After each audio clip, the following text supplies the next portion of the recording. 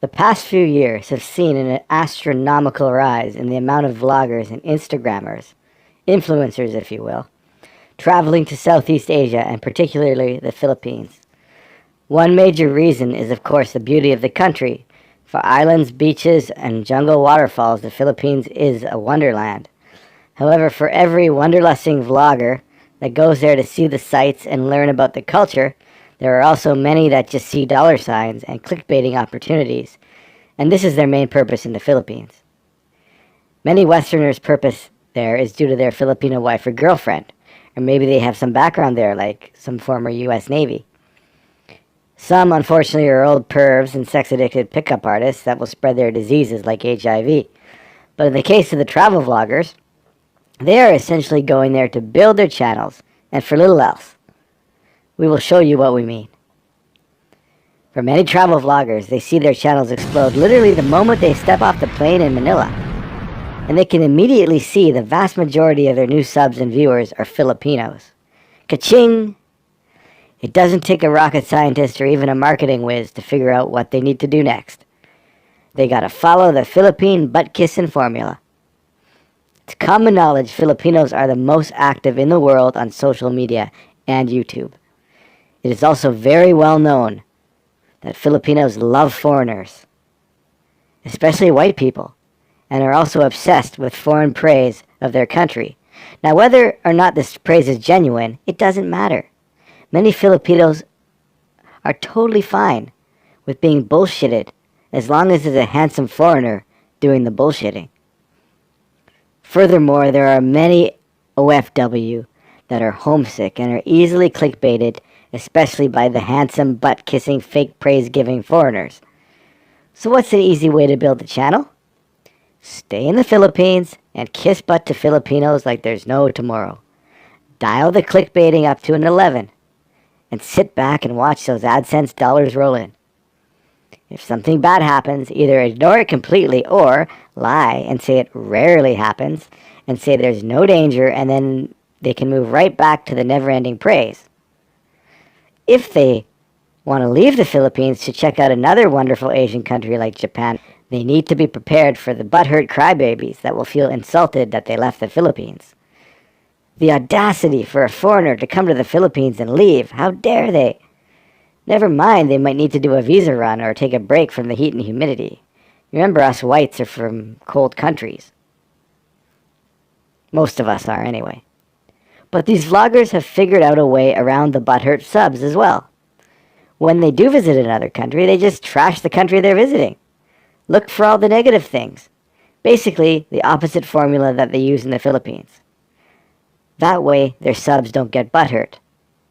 And then when they return to the Philippines, they can continue on with the butt-kissing formula. As for the clickbaits, they are relentless.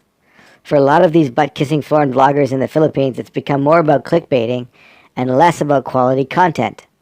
Speaking of content, it's all the same. There is zero originality. It's because there's too many vloggers now, and they're all the same. It used to be original a few years ago, yes. But now it's become a bit of a joke. The same places are vlogged ad nauseum. The same lame electronica music. The same waterfall, the same backflip off of the waterfall, the same pictures on their Instagram, and the same, quote, foreigner first time does this, or a foreigner first time does that, or a foreigner goes to Jollibee, or a foreigner eats balut. Who cares if a foreigner goes to Jollibee? They even have Jollibee in the US and Canada, for God's sake. And the clickbaits are not only getting ridiculous, but the same clickbaits are being used over and over and over again. The worst one is, "We didn't expect this in the Philippines." Look how many have used it. Way to be original. And the kicker is that they'll never tell the viewer what they actually did expect. The reason is that the truth will offend their Filipino subs, so they just lie. So many of the same clickbaits and the same of everything. It's like a monkey with a miniature cymbal banging it together over and over again. And it's precisely why the travel vlogging scene in the Philippines is going to become stale and boring. Because there are just too many channels now that new channels just won't see the same growth as before. Not even close. There is a limit. There simply is too many to watch now. Like a saturated market. And like anything else, when there's too much of something, the novelty wears off. And there are just way too many butt-kissing vloggers going to the Philippines or already there. We got some blatant examples of butt-kissing by foreign vloggers, including Everyday TV. They painted their scooter with the Filipino flag, even though they're 100% British. They also sing Pinoy songs on their vlogs. The Juicy Vlog. They use the same clickbaits over and over again. We didn't expect this in the Philippines. They must have used that 100 times already. They've had about 3 first impressions. Uh-oh, retard alert! Look, you cannot have more than one first impression of the Philippines or of anywhere. Otherwise, it's no longer a first impression. They are clearly only there for money. That's just obvious. Brett Maverick. He has a fake obsession with a Filipino celebrity named Maine Mendoza and uses it to clickbait. He is sometimes funny, but he's also a bit douchey. For example, he's trespassed on private property and he ran naked in Mindanao along the side of the road. Not cool. He's from one of the most beautiful places in Canada and has much better waterfalls 5 minutes from his house. I know, I've been there. But there's no point vlogging there because there's no views. You can't clickbait Canadians, so there's no money in it. Kyle Jennerman, or Becoming Filipino. Okay, this guy's channel's name is basically clickbait. And he runs around high-fiving the locals and acting like everything is perfect while poverty is all around him. It's culturally inappropriate for a rich white guy to go to a third world country and say he's becoming them. What an insensitive prick, like he knows anything about the struggles of the average poor Filipinos. Wake up, Filipinos, this guy is totally using your culture for money. And he says he's becoming Filipino, but how much do you want to make a bet? He keeps that Canadian passport close by and in a very safe place. Danny, hashtag got a world to see. He's one of the worst for fake praise and uses very similar clickbaits as the Juicy Vlog and Making It Happen vlog. Finn Snow. Now this guy loves the Philippines, but only because he became famous there, mainly for being a 6-foot-tall Scandinavian. Uses the fake praise and follows the vlogger formula to a T. Bisayan Hilao. He sticks his camera in the face of locals and often high-fives locals and flirts with girls on his vlogs, even though he supposedly has a girlfriend. His interaction with locals is what sets him apart from others, as he speaks fluent Bisayan, but he often acts a bit douchey, kind of like Brett Maverick, and also his friends, the War Brothers, acted like total douchebags to a Filipina working at Jollibee. They made her look like an idiot and made fun of her. It must have been very upsetting and embarrassing for her, and especially since she was just trying to do her job, and she was trying really hard at that, and she was trying to help them order their food at Jollibee, and they made it a big joke, with her as the focus of the joke, and that's unfair. I wonder if they even asked her permission to be the focus of their vlog. I doubt it.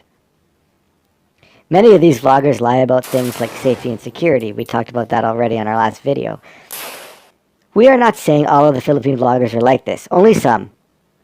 Mainly it's the young backpackers that have travel vlogs and are desperate for money. We will soon do a vlog about our favorite travel vloggers and Philippines-based vloggers to show we are actually very objective and we are not painting them all with the same brush. Many travel vloggers go to the Philippines and other parts of Southeast Asia, and they don't use the same extreme clickbaiting formula, and they don't just stay in the one country where they can make the most money. Some of note include The One-Armed Wanderer, Volpe Where Are You, Wanderlusting, Mitchell's Travels, and Gareth Leonard. Watch these vloggers and compare them to the clickbaiters we mentioned. Big difference. Huge difference.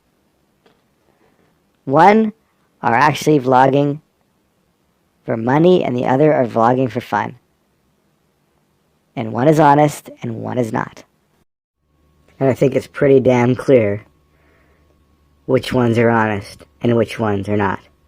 And the clickbaiting, fake praise giving foreign vloggers are the dishonest ones. And the vloggers we just mentioned, the ones that are clearly vlogging not for money, are the ones that are going to tell the truth. And it's a huge difference, and it's actually really good to watch these vlogs because You're getting the real Philippines. And you get the real Philippines from a lot of the expats who are also vlogging in the Philippines. A lot of excellent channels. And you're not getting the real Philippines from 25-year-old butt-kissing travel vloggers. You're just not. So don't watch them. Thank you.